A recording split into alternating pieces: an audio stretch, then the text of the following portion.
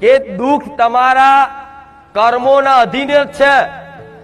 કોઈના કર્મ નબળા ના હોય ને તો જગતમાં કોઈ એવા દેવ, કોઈ એવા દાનવ, કોઈ એવા ગ્રહો, કોઈ એવી મૂળચોટ વિદ્યા, કોઈ સાધના, કોઈ તંત્ર મંત્ર એવા નહીં જગતમાં એને નડી જાય મારા મેલડીના રામ.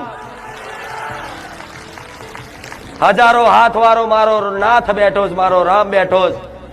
અન્યાય ના થવા દે ગોડાઓ. પણ આ તો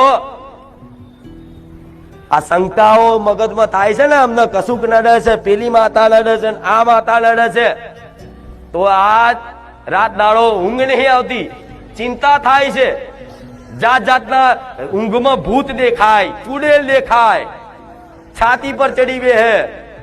આ બધું થાય છે ને તમને કે મારી કાલ તો બહુ ખતરનાક સપનું આવ્યું, હું તો બી જ્યો, મારો તો જાણે જીવ જતો રહ્યો હોય માં, એવું થયું. આવું થાય છે ને તો આનું કારણ શું છે?